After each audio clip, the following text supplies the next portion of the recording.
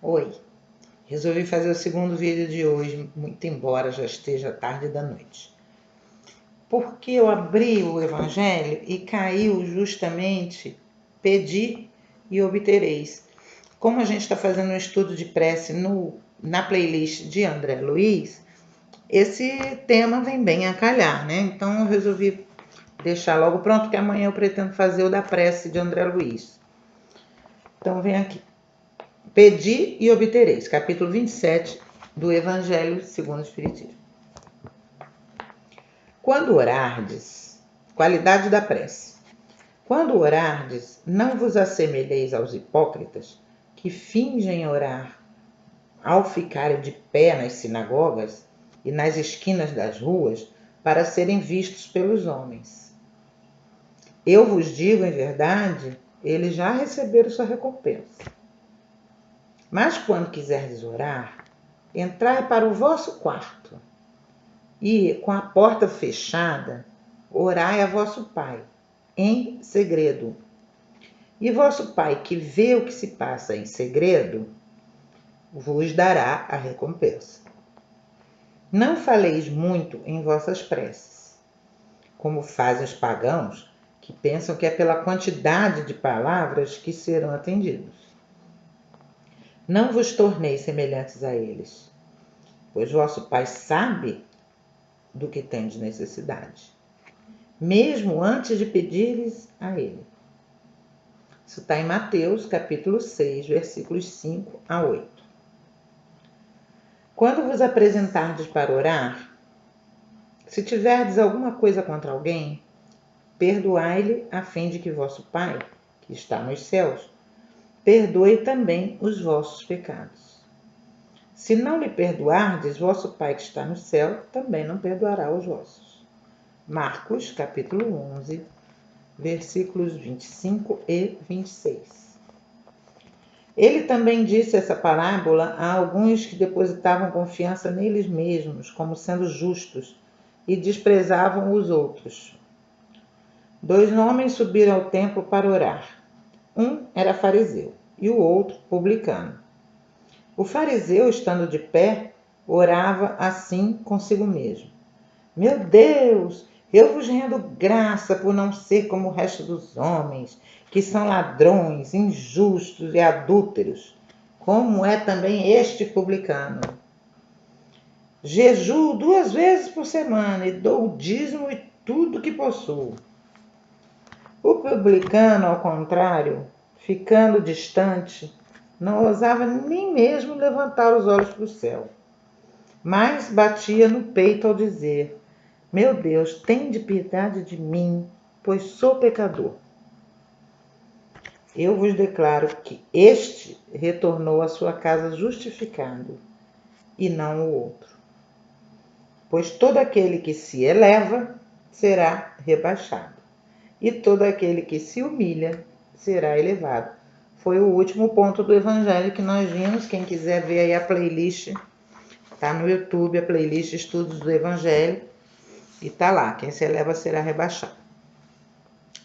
As qualidades da prece são claramente definidas por Jesus. Quando orardes, disse: Não vos coloquei em evidência, orai em segredo. Não aparenteis orar muito, pois não é pela quantidade de palavras que sereis atendidos, mas pela sinceridade dessas palavras.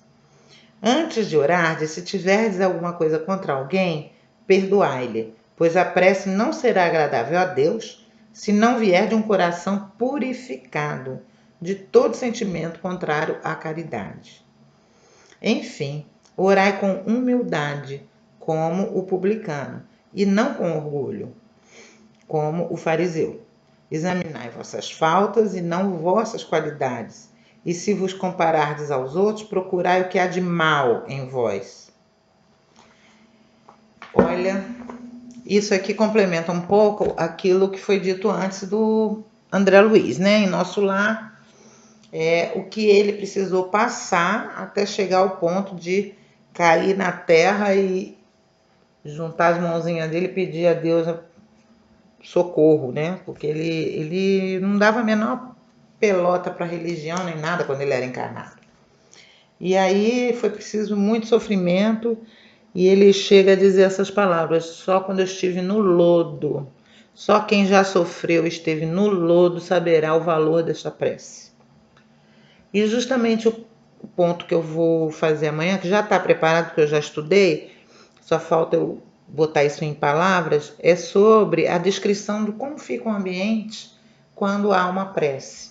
Né? O que acontece? O que os espíritos dizem que acontece em volta da gente quando a gente faz a prece?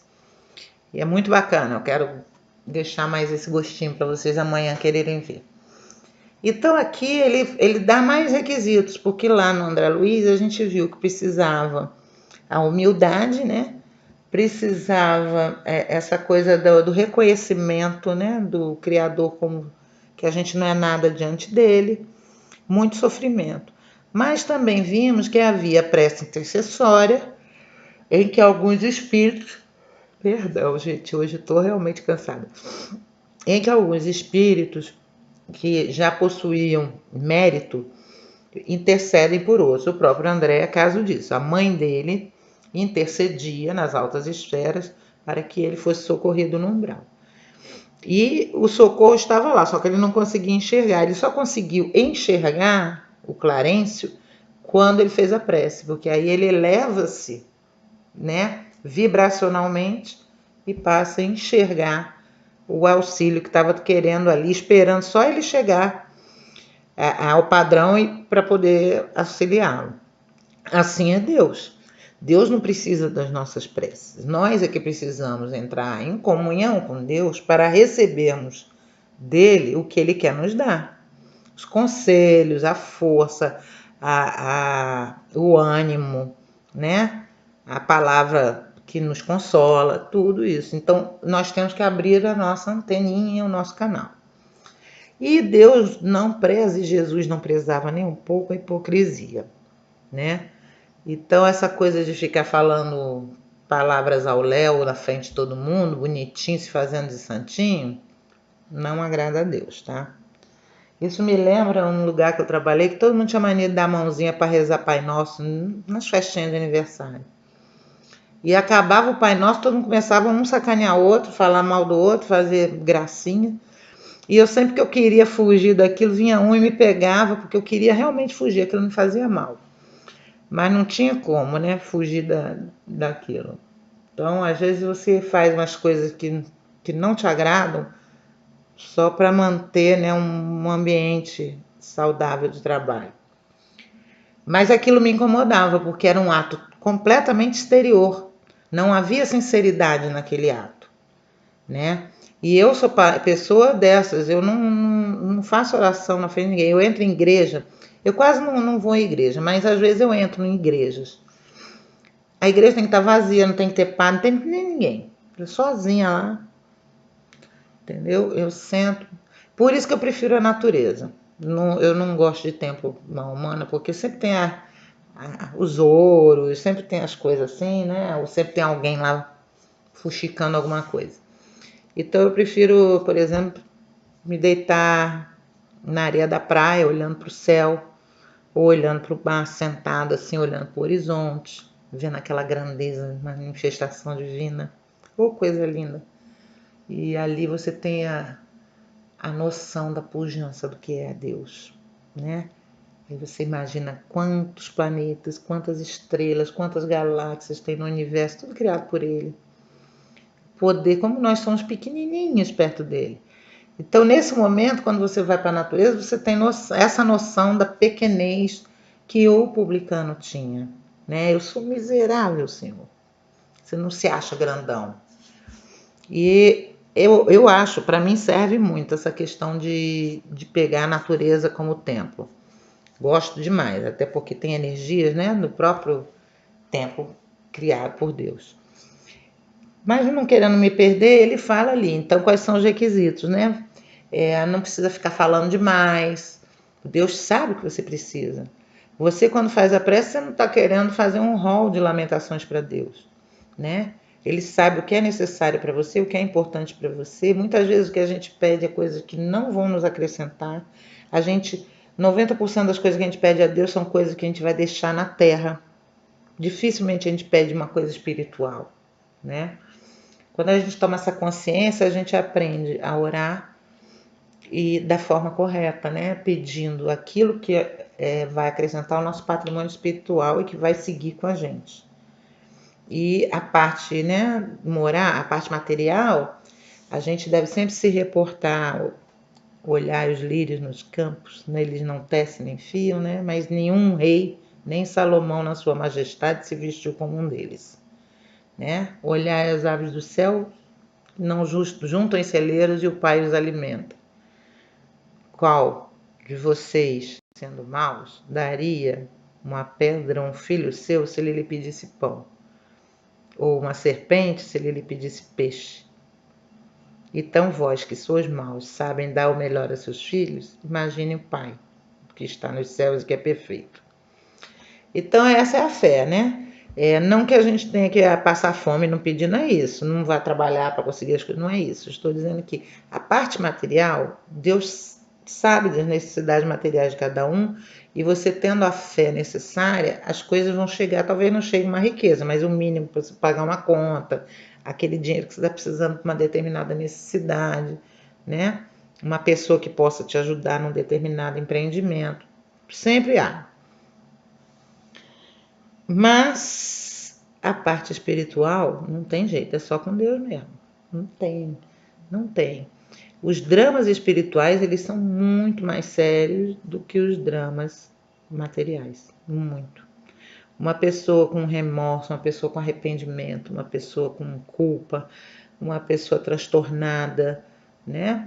Uma pessoa agredida, uma pessoa que está em depressão. Esses transtornos podem levar uma pessoa ao suicídio, né? Porque elas abrem brechas para atuação maléfica. E aí é que tá, né? Vamos juntar agora os dois assuntos, a forma pensamento, que você tá para baixo, você tá atraindo, né? Puxando coisa ruim, em vez de emitindo coisa boa. E você perde o contato, você se torna uma pessoa estéril para ouvir as lições do alto. Você não consegue entrar na sintonia. Então a prece, ela vai fazer com que você entre nessa sintonia. Ela tem que ser sincera, ela tem que ser humilde, ela não precisa ser, né, prolixa, basta você se dirigir com essa sinceridade. Em outros lugares, Kardec vai dizer que a prece ela consiste em 3 partes. Toda prece você deve observar 3 coisas. Em primeiro lugar, o louvor. O segundo lugar, o agradecimento. E só no terceiro e último lugar você vai pedir. E ele dá o exemplo do próprio Pai Nosso, né? Que ele começa, Pai Nosso que estás no céu, santificado seja o vosso nome. Então já começou louvando, né? Venha a nós o vosso reino, seja feita a sua vontade, isso tudo é louvor. Assim na terra como no céu. Aí sim ele vai. O pão nosso de cada dia nos dai hoje. Perdoa as nossas ofensas como perdoamos.